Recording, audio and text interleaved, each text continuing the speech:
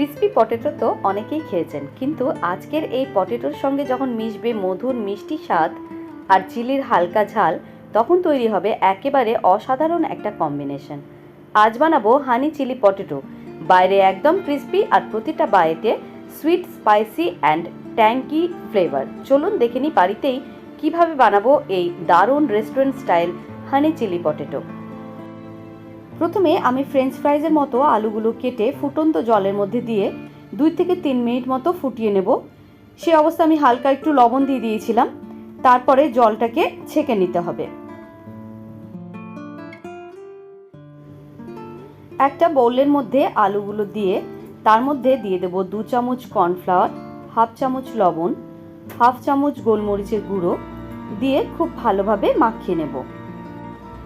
অনেকে ইনস্ট্যান্ট করার জন্য আলুকে না সেদ্ধ করে ডাইরেক্ট কর্নফ্লাওয়ারে মাখায়, সেটাও করা যায়, কিন্তু আপনারা যদি একটু হালকা সেদ্ধ করে তারপরে কর্নফ্লাওয়ার মাখান তাহলে কর্নফ্লাওয়ারগুলো আলুর গায়ে খুব ভালোভাবে লেগে যায়, আর যখন ভাজবো তখন খুব ক্রিস্পি হবে। এবার আমি কড়াইতে প্রথমে দিয়ে দিচ্ছি তেল। কড়াইতে তেল দিয়ে তেলটা গরম হয়ে এলে পরে আমি একটা একটা করে ছেড়ে দিচ্ছি ম্যারিনেট আলুগুলো। তারপর খুব ভালোভাবে ভেজে নিচ্ছি। পটেটোগুলো এখন ধীরে ধীরে ফ্রাই হয়ে যাবে আর খুব সুন্দর ক্রিস্পি হয়ে উঠবে। আর এই ক্রিস্পিনেসটাই কিন্তু হানি চিলি পটেটোর আসল মজা।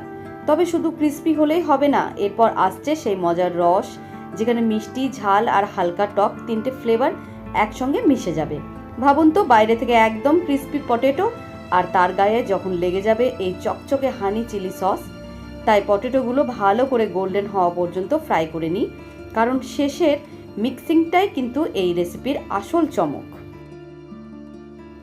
এবার আবারও কড়াইতে পরিমাণ মতো সাদা তেল দিয়ে দিলাম। গরম হয়ে এলে পরে এর মধ্যে দিয়ে দিলাম রসুন কুচি, লঙ্কা কুচি আর আদা কুচি। এটাকে গোল্ডেন ব্রাউন হওয়া পর্যন্ত ভালো করে ভেজে নেব।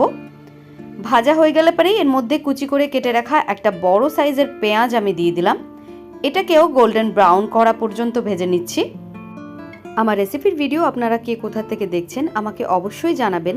আর আপনারা যদি নতুন কোনো রেসিপি দেখতে চান সেটাও আমাকে জানাবেন, আমি অবশ্যই চেষ্টা করব সেই রেসিপিটা আপনাদের সঙ্গে শেয়ার করার।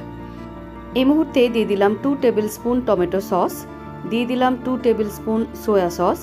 এবার সসটাকে খুব ভালোভাবে কুক করে নিতে হবে, যাতে সসের কোনো রকম কাঁচা স্মেল না থেকে যায়। দেখতেই পাচ্ছেন সসটা ধীরে ধীরে একটু ঘন হচ্ছে এবং একটা সুন্দর অ্যারোমা বেরাচ্ছে। এই সময়টুকু কিন্তু খুব জরুরি, কারণ সসটা ভালোভাবে কুক হলেই পটেটোর সঙ্গে মিশে একদম পারফেক্ট টেস্ট আসবে। এই মুহূর্তে আমি অল্প একটু জল দিয়ে খুব ভালোভাবে নেড়ে নিচ্ছি। একটু ফুটে এলে পরেই আমি এর মধ্যে দিয়ে দেব কর্নফ্লাওয়ার আর জলের একটা মিশ্রণ। এখানে আমি 2 চামচ মতো কর্নফ্লাওয়ার দিয়ে দিচ্ছি। কর্নফ্লাওয়ার দিয়ে আবারও এটাকে খুব ভালোভাবে মিক্স করে নেব। দেখতেই পাচ্ছেন এখানে গ্রেভিটা অনেকটাই থিক হয়ে গেছে। এই মুহূর্তে আমি দিয়ে দিচ্ছি ক্যাপসিকাম। এখানে আমি লম্বা লম্বা করে ক্যাপসিকাম দিয়ে দিয়েছি। ক্যাপসিকাম দিয়েও আমি 30 সেকেন্ড মতো কুক করে নেব। ক্যাপসিকাম দিয়ে খুব বেশিক্ষণ কিন্তু রান্না করব না, যাতে ক্যাপসিকামের ক্রাঞ্চি ভাবটা থাকে। সেই মুহূর্তে আমি ভেজে রাখা পটেটো দিয়ে দিলাম। পটেটো দিয়ে আবারও এটাকে খুব ভালোভাবে সসের সাথে মিক্স করে নিচ্ছি। হানি চিলি পটেটো কিন্তু এমন একটা রেসিপি যেটা দেখতে খুব সুন্দর, খেতেও দারুণ। আর সবচেয়ে ভালো ব্যাপার হলো বাড়িতে খুব সহজেই রেস্টুরেন্টের মতো স্বাদ আনা যায়। এখানে মিষ্টি আর ঝালের ব্যালেন্সটাই আসল। এই মুহূর্তে দিয়ে দিলাম ক্রাশ করা গোলমরিচের গুঁড়ো আর দিয়ে দিচ্ছি হানি। এবার আবার ওইটাকে খুব ভালোভাবে মিক্স করে নিতে হবে।